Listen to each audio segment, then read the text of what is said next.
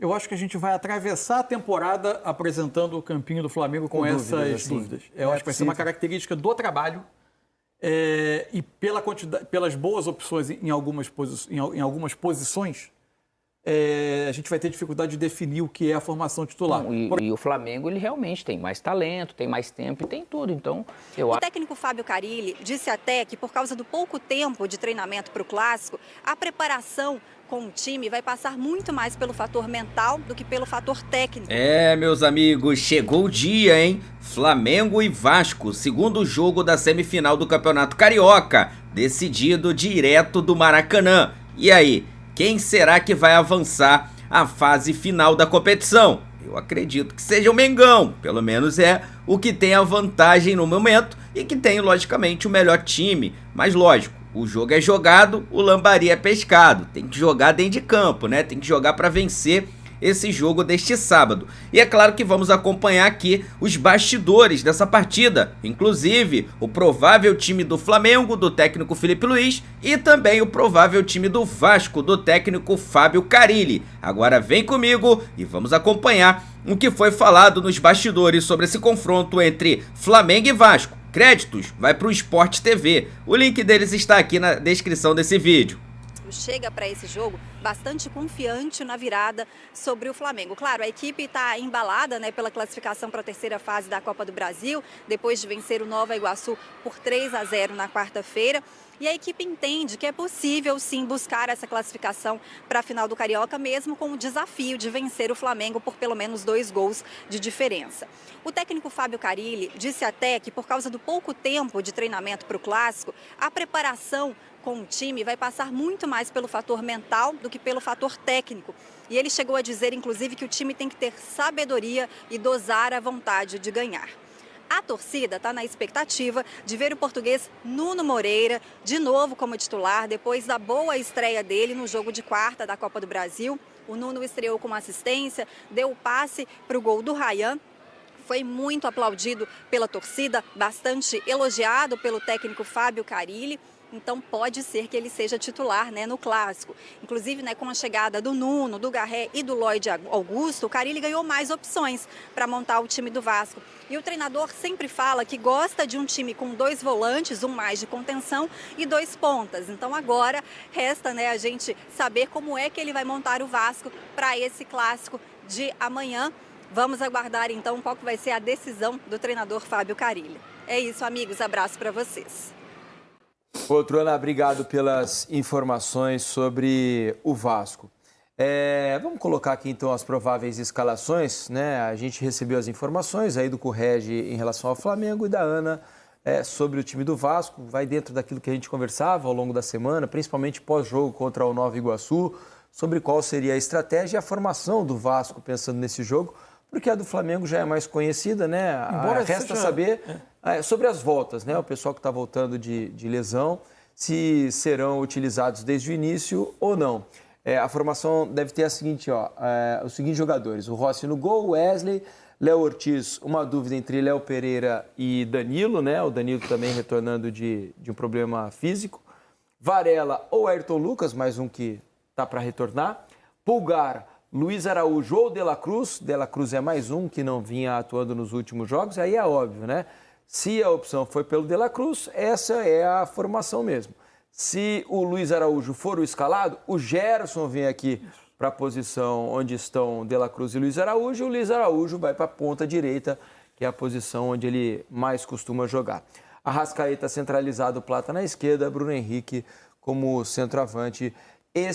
O Flamengo, de que maneira você acha que ele vai escalar, hein, o Mansur? Com o De La Cruz e sem Luiz Araújo ou com o Luiz Araújo? Eu acho que a gente vai atravessar a temporada apresentando o campinho do Flamengo com essas dúvidas. Eu acho que vai ser uma característica do trabalho e pelas boas opções em algumas posições, a gente vai ter dificuldade de definir o que é a formação titular. Por exemplo, a dupla de zaga. O Danilo teve uma espécie... Não teve uma lesão, não, né?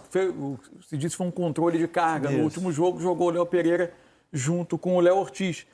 Vai ser interessante saber se, de repente, esse jogo pode ser um sinal do que o Felipe Luiz espera, ou se vai ser de acordo com o adversário, se ele espera que ele vai precisar em alguns momentos, rebater mais bola na defesa, ter uma defesa um pouco mais pressionada, se isso muda a escolha dele ou não. O meio-campo tem uma coisa que me intriga, né? O De La Cruz teve um corte no pé que tirou ele do jogo com o Maricá. Mas antes do jogo com o Maricá, tinha havido um jogo da fase de classificação contra o Vasco, em que ele ficou no banco e não entrou. Aí teve o corte no pé e depois ele foi para o jogo no Newton Santos, o jogo da primeira semifinal, ficou no banco também e não entrou. Mas o Felipe aí argumentou na entrevista que a questão do piso sintético para um jogador que tinha ficado pouco tempo de treinamento, e ele é um dos jogadores que, por questões articulares, demora um pouco mais a recuperar após jogo no sintético, por isso ele optou por não colocar, senão ele teria jogado. O que eu tenho percebido assim o De La Cruz, o Felipe Luiz não teve sempre o De La Cruz nessa temporada, teve poucas vezes, mas não usou tanto assim. E quando usou, não deu esse resultado. E quando usou apenas em uma ocasião, junto com o Arrascaeta. Ou um ou outro, você disse? Eu não estou dizendo que é um ou outro. Ele usou contra o Botafogo os dois juntos no jogo da fase de classificação. Sim. Eu tenho uma sensação assim de que ele quer que esses dois volantes deem bastante sustentação. Tanto que ele usou muitas vezes Alan, usou Pulgar, usou Everton Araújo em muitos momentos. Agora tem usado o Gerson, aí já um pouco mais solto, né? Mas eu não sei se a gente talvez vá ver em alguns momentos o De La Cruz na posição mais adiantada, em momentos que o Arrascaeta não estiver, que ele entenda o De La Cruz como um jogador um pouco mais à frente. Não que ele não o veja como volante, mas são poucas as vezes que ele usou o De La Cruz junto com o Arrascaeta. Pode ser apenas uma coincidência, por ele ter tido o De La Cruz muito tempo fora, mas para mim não está muito claro ainda qual é a concepção, se existe um trio ideal na cabeça do Felipe para esse meio. Aliás, desde que chegou, o De La Cruz tem ficado, acho que, mais fora do que dentro, né? Ele tem tido seguidos problemas, né? O percentual de jogos dele fora. Ainda que o corte alto no pé seja uma coisa diferente de um problema físico habitual, mas foi mais um jogo em que ele não esteve. Pois é, a gente até precisa eu pedi para o pessoal do espião estatístico, né? Que é bom nisso, para saber qual o percentual de jogos que o De La Cruz participou. Na era Tite ali que ele chegou, ele até participou começo bastante mais bem, até a Copa tanto América, que ele virou né? o motorzinho do time. Depois atrapalhou um pouco. Como é que você imagina, Alex, que Felipe Luiz está pensando não só nesse jogo contra o Vasco, mas assim em termos de formação, do que você percebeu do trabalho até aqui? Eu acredito, eu não acredito que ele vai pôr o De La Cruz de início, por esse período todo de treinamento, que ele usou até o termo assim, ó, lá na frente ele vai me agradecer por esse período. Ele falou isso, né, por causa do cuidado com o joelho dele, acho que principalmente. Então, para um jogo desse jeito, acho que seria mais racional, de repente, colocar o Gerson aqui para trás e o Luiz Araújo ali na frente, porque já está no ritmo, né? E normalmente você vai colocando ele pouco a pouco nesse sentido, né? Como acabou sendo com o Arrascaeta, como acaba sendo com o Luiz Araújo também entrando, então você vai pouco a pouco conquistando essa condição. É o que eu acredito. E acredito que na lateral esquerda ele deva manter o Varela, porque ele já elogiou muito, fala que ele está super bem e para um jogo onde ele não precisa realmente, ele vai jogar o jogo dele, mas ele não precisa ser um franco atirador, ele também não precisa arriscar algumas coisas com alguns atletas. Então tem uma certa base dentro do futebol que em jogos assim decisivos importantes ele coloca naturalmente quem já está jogado, né? E tem uma questão da necessidade do resultado, né? Se o Flamengo tivesse que vencer, por exemplo, se tivesse uma urgência em ganhar o jogo, talvez fosse mais cômodo para o Felipe Luiz usar um lateral ofensivo, como é o Ayrton Lucas, que tem uma chegada maior à frente, né? Como não é o caso, o Flamengo, se não levar gol, se classifica, talvez ter o Varela por ali para principalmente defender não seja um mau negócio. Só que a gente já viu isso com o Felipe, né? Por ser tão novo, a gente viu isso na Copa do Brasil. Então a gente já pode falar que ele não vai abrir mão da essência dele, com inteligência, até porque contra o Atlético Mineiro lá na Arena MRV, ele acabou fazendo isso, né? Foi para cima, tentou pressionar para tirar, porque acaba sendo um comportamento. Isso por causa da volta de lesão do Ayrton Lucas. Se ele tivesse apto e jogando todas, não tenho dúvida de que ele parece um pouco mais próximo de jogo do que o Alexandre, né? Isso. A expectativa até que o Alexandre pode ser opção de banco. Outra opção de banco é o Juninho, né? Isso. Também ficou aí 2, 3 jogos que fora. É a maior característica de 9 que o Flamengo tem hoje no elenco, fora na ausência do Pedro, né? O Bruno Henrique tem tentado fazer ali o trabalho, não é a especialidade dele, tem tentado fazer esse papel. E acabou que muita gente queria ver o Juninho para tentar, nesse início de temporada, ter uma medida do que ele poderia ter de utilidade ao longo do ano, né? E essa questão da lesão que ele teve acabou perdendo muito essa observação. E outra coisa, né? Jogando com os titulares, né? Porque muitas vezes ele entrou no time, mas não com a formação principal, que não é o ideal, né? Vamos dar uma olhada, então, na provável escalação do Vasco. O Carille está atendendo o povo, né? Aparentemente, ele deve manter a formação do jogo contra o Nova Iguaçu. Só a dúvida do volante, né? Isso, entre o Paulinho, que iniciou o jogo, e o Matheus Carvalho. Paulo Henrique, Léo Jardim no gol, Paulo Henrique na lateral, João Vitor e Lucas Freitas na zaga, Piton na esquerda. Hugo Moura e Paulinho ou Matheus Carvalho. O Ryan, Felipe Coutinho, Nuno Moreira na esquerda, Verratti na frente. Aparentemente, pelas informações dos nossos setoristas, a tendência é de que ele repita um sistema um pouco mais ofensivo, com o Nuno Moreira, um dos reforços que chegaram ao Vasco, iniciando o jogo. Alex, como é que você vê essa tentativa do Carille de, acho que, fazer alguma coisa diferente para tentar vencer o jogo e se classificar? Uma coisa que no futebol ele não faz um treinador alterar muitas coisas é aquilo que deu certo no campo. Quer dizer que vai dar certo nesse jogo subsequente? A gente não sabe, porque foi a primeira vez que o Nuno jogou, que foi super bem, e dá para perceber que é um jogador inteligente, que cuida bem da bola. O Paulinho vai jogar, não tem como, né? Você tem que pôr, se está com o Hugo Moura, você vai pôr o Paulinho, não tem jeito. Pode inverter o lado ou não, dependendo da condição, como que eu quero marcar esse lado. O debate é se o Matheus Carvalho dá um pouco mais de sustentação para que esse quarteto da frente jogue, né? Mas eu acho que o Paulinho ele tem essa Eu acho o Paulinho um jogador muito versátil. Né? Porque assim, se a gente for pensar, eu também preciso ter uma certa dinâmica de construção. Ele passa a ter 5 homens tendo o Paulinho. E se contar os laterais, né? 6 ou 7, dependendo da maneira que ele quer. E algumas coisas você não pode abrir mão também no futebol. Você tem que abrir mão de algo. Eu preciso buscar o placar, eu tenho que ter cuidado, mas eu preciso buscar. Será que com o Matheus e o Hugo eu vou ter isso só nos 4 da frente? Né? Então, às vezes, eu acho que o Paulinho ele traz algo, essa característica que eu, imaginando aquilo que eu vejo de futebol, eu também colocaria com esse quarteto da frente, sim, para poder jogar o jogo, né, cara? E ver o que vai acontecer. É dificílimo, porque o Vasco é um time que está tentando se formar. O Carille já falou no jogo passado ou no atrasado sobre a questão emocional. Quando toma um gol, é um time em construção. Para poder conseguir coisas maiores, conseguir virar, falar que futebol não pode acontecer, lógico que pode. Seria algo espetacular. Mas para esse Vasco hoje a gente vê, não tem nada a ver com o clube, a história do Vasco da Gama. Mas com essa equipe hoje...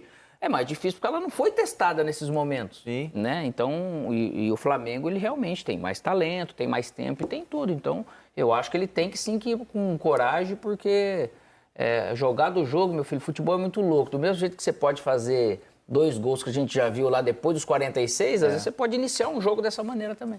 O Igor aqui na hashtag Troca de Passe está dizendo, o Vascão deve ter ímpeto forte do início ao fim. Não tem essa de, não pode atacar, senão vai tomar uma goleada. Pede de 1, pede de 10, mas mostra garra, determinação e jogo de time grande, time gigante.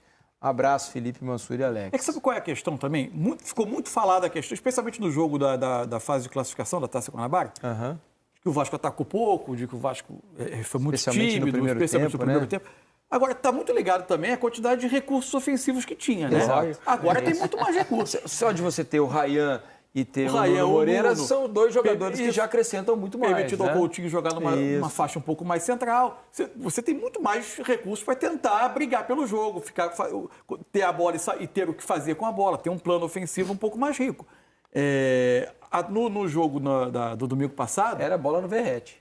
Você tinha até o Ryan, bola no Verratti. mas o Vasco apostou... Eu acho que o Vasco apostou muito também num jogo mais direto, tentando pressionar. Mas o Vasco foi um pouco mais... Foi até corajoso, na medida em que ele tentou pressionar a saída de bola do Flamengo, tentou se colocar à frente.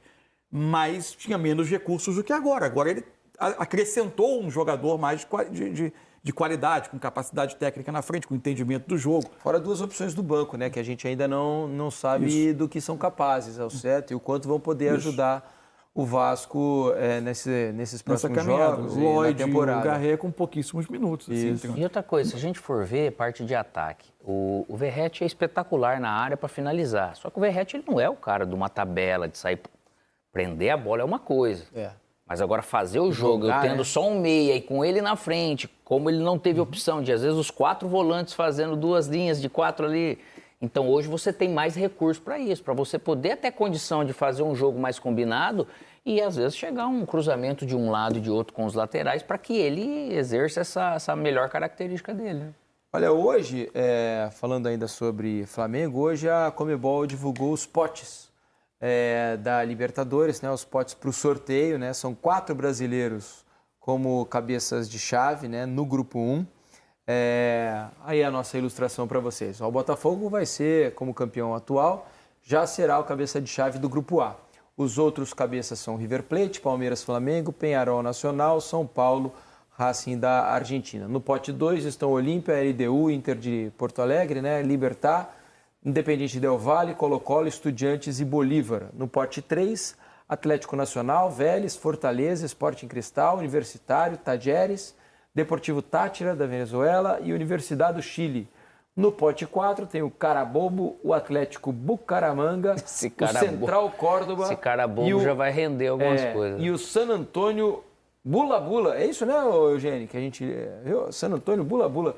Então podemos ter o jogo entre Colo-Colo e Bula Bula nessa Libertadores. Vejam Bula vocês. Bula, tomara que essa bula venha com umas boas, né?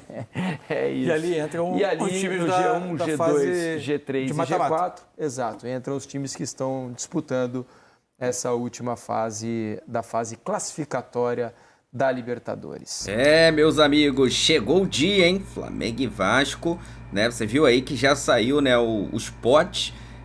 E agora esperar, né, para começar também a Libertadores da América, porque eu já quero que o Flamengo comece logo nas principais competições. Mas lógico, antes temos uma missão a cumprir, que é vencer o jogo contra o time do Vasco e avançar até a fase final. Olha isso, galera, recordista, Flamengo busca a 7ª final seguida de Carioca com 7 técnicos diferentes. O Fla disputou todas as decisões de Carioca desde 2019 e pode ampliar a distância para os rivais se passar pelo Vasco no Maracanã. Ou seja, de 2019 até agora, 2025, o Flamengo esteve em todas as decisões. Ao todo, né, são 6, com essa agora 7. Ou seja, das 6 que o Flamengo disputou, porque o Flamengo precisa passar ainda para chegar nessa 7ª. Então, das 6 que o Flamengo disputou, ele ganhou 4.